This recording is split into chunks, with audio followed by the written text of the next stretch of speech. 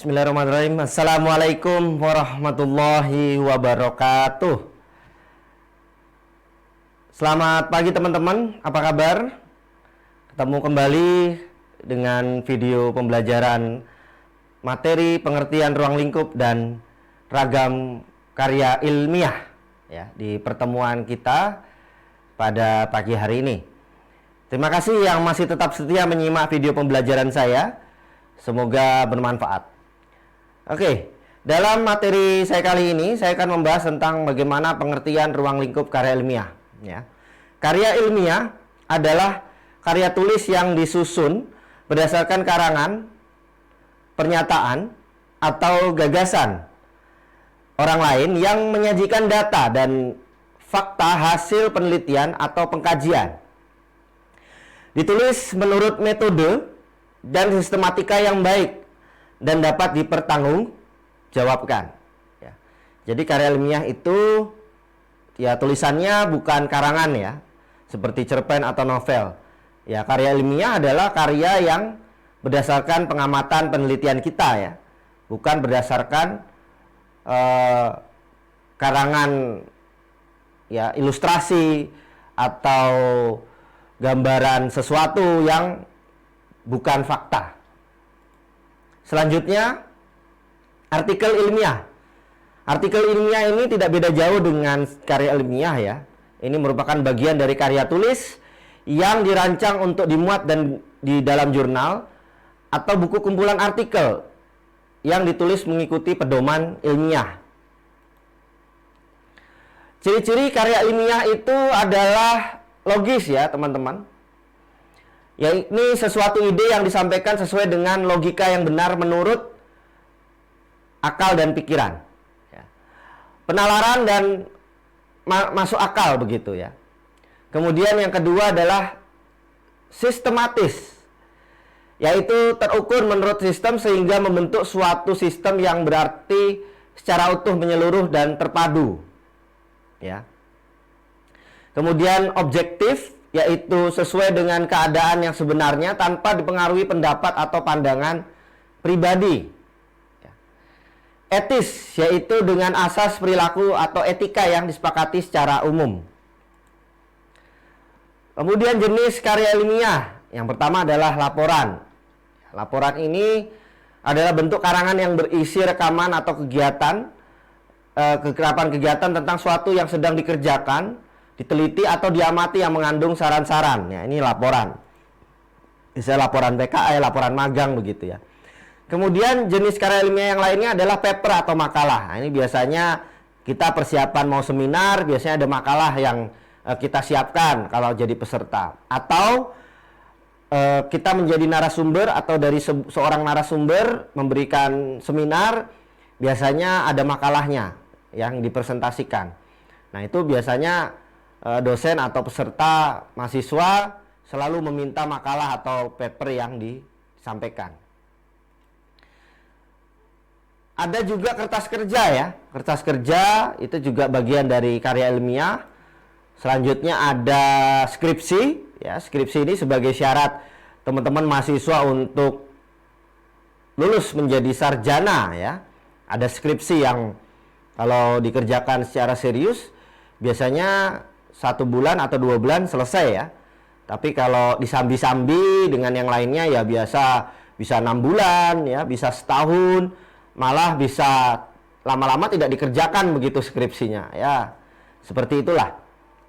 Kemudian ada lagi juga tesis ya. Tesis ini untuk gelar S2 ya, master atau magister. Biasanya syarat untuk lulus harus mengerjakan tesis. Selanjutnya adalah disertasi. Nah, disertasi ini biasanya untuk doktor ya, untuk gelar S3 ya. Dan penelitiannya lebih dalam daripada tesis atau skripsi ya. Dan waktu kuliahnya juga cukup singkat ya. Kalau tesis itu kuliah S2-nya 2 tahun, sedangkan untuk disertasi untuk kuliah yang 3 tahun ya.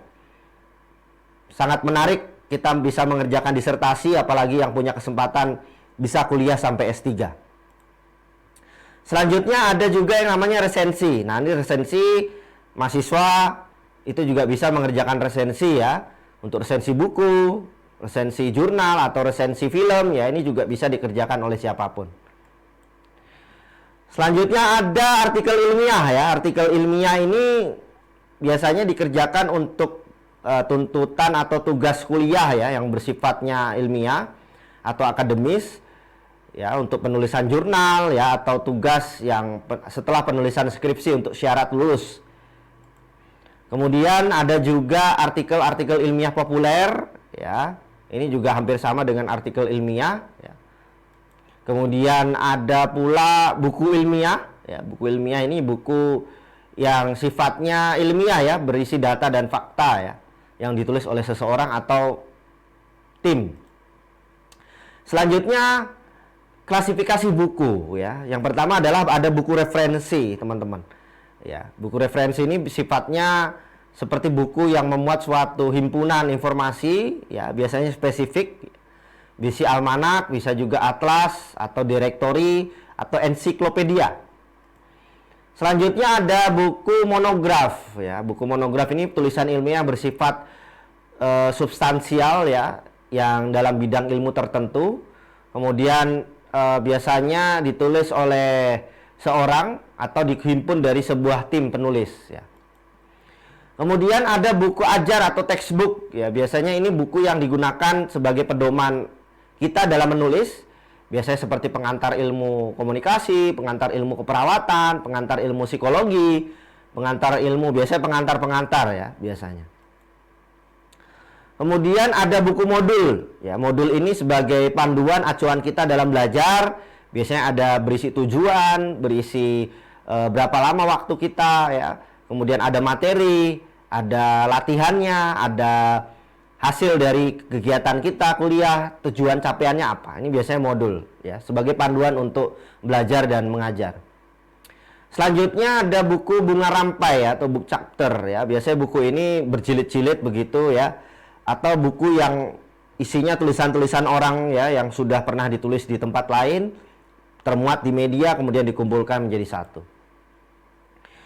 Nah, tahapan dalam penyusunan karya ilmiah itu biasanya adalah pencarian fakta yang pertama, informasi, bagaimana kemudian kita bisa menemukan sebuah gagasan atau ide terkait dengan keilmuan kita ya, khususnya kita ingin membuat sebuah tulisan, tentunya harus mencari dulu faktanya, mencari bukunya, mencari isunya, dan banyak membaca. Nah, dari pencarian-pencarian itu kemudian kita mencari solusi dari masalah yang ingin kita buat ya, atau masalah yang ingin kita temukan, dan kemudian kita jawab dari masalah tersebut. Kemudian pengumpulan data ya, data buku, data primer ya, data sekunder itu kita kumpulkan semua, kemudian menjadi sebuah analisis, kita analisis objektif, kita susun, kemudian kita tuliskan, kita saji dengan metode yang kita sudah pilih ya, kemudian kita sajikan dalam bentuk laporan, dalam bentuk skripsi atau dalam bentuk artikel dan segala macamnya ya. Kemudian dalam penelitian itu kita ada fungsi literatur ya, atau pustaka ya, tinjauan pustaka ya. Intinya kita bisa mengetahui ya perkembangan ilmu pengetahuan ya, khususnya dengan keilmuan kita ya, masing-masing kita. Kemudian bisa kita menemukan ide baru dalam penelitian, bisa memilih juga riset atau metode yang kita inginkan sesuai dengan anjuran dosen pembimbing. Kemudian menghindari duplikasi atau plagiasi ya, biar tidak bertumpuk-tumpuk. Oh, ini sudah ada penelitian ini, nah itu tidak perlu lagi diteliti, mungkin kita ada penelitian baru ya, itu seperti itu. Nah, ini menghindari itu. Kemudian membandingkan dengan karya yang terdahulu ya. Misalnya penelitian yang terdahulu penelitiannya belum selesai begitu ya, masih 5% atau berapa persen. Nah, kemudian kita lanjutkan dengan penelitian yang baru. Nah, itu seperti itu.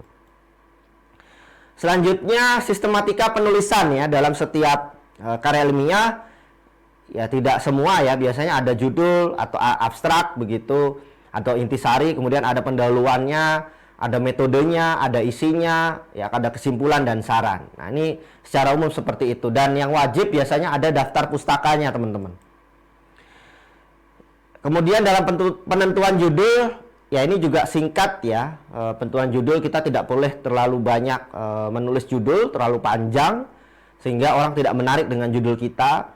Nah, biasanya judul juga harus yang terbaru ya, atau yang sifatnya tidak sama dengan orang lain. Nah, ini yang sering diikuti oleh teman-teman mahasiswa, hanya mengganti objeknya saja begitu ya. Metodenya sama, caranya sama, tapi hanya objek penelitiannya yang berbeda. Ya, sehingga ini ya sah-sah saja boleh, tapi kadang tidak menjadi menarik ketika itu sering dilakukan oleh orang lain ya. Tapi ketika kita membuat sebuah ide baru, artinya ada judul baru juga yang kita ajukan ya, sehingga ini akan berbeda dengan mahasiswa yang lainnya. Kemudian selanjutnya adalah abstrak atau kata kunci ya. Biasanya ini abstrak atau kata kunci ditulis setelah penelitian kita selesai atau skripsi selesai, baru kita menentukan abstraknya. Bagaimana sih kita menulis abstrak? Nah, teman-teman bisa baca 8 poin yang sudah saya berikan. Ya, bagaimana kita menulis abstrak? Tentunya setelah penelitian kita selesai atau kita akhir ya dari penelitian kita, yaitu penulisan abstrak yang ditaruh di awal dari skripsi kita. Kemudian pendahuluan. Nah, ini pendahuluan biasanya di awal dari sebuah karya ilmiah, selalu memuat perkembangan penelitian terdahulu. Mulailah dengan mengkaji pustaka terkini ya. Kemudian untuk menulis paragraf yang anggun, jangan mengutip pustaka kalimat pertama, tapi bagaimana teman-teman bisa mengungkapkan pikiran dan gagasan Anda sebagai kalimat topik, kemudian kalimat pertama dalam paragraf ya. Sebaiknya memuat fakta atau opini. Kemudian ada metode penelitian ya, biasanya digunakan metode penelitian dari prodi masing-masing ya, biasanya berbeda-beda, tidak pernah sama. Mungkin ada beberapa prodi yang mungkin penelitiannya sama, caranya sama, teorinya sama, metodenya sama. Itu juga kita bisa lakukan ya dengan penelitian kita. Selanjutnya adalah hasil penelitian. Bagaimana kita bisa mengungkapkan hasil penelitian kita dengan baik? Ya, teman-teman bisa menyajikan itu dengan ya tulisan ya, dengan hasil yang memuaskan ya, dengan poin-poin yang sudah saya berikan dalam slide saya ini. Kemudian bagaimana kita melakukan penulisan pembahasan, teman-teman bisa melihat isinya ya, pembahasannya ya. Biasanya ada subbab-subbab yang teman-teman harus tuliskan. Nah, itu selanjutnya itu akan terjadi di pembahasan ya, itu bab 2 biasanya atau bab 3, tergantung pola bagaimana dosen pembimbing Anda membimbing skripsi Anda. Biasanya kadang ditempatkan di bab 2, kadang juga di bab 3, teman-teman.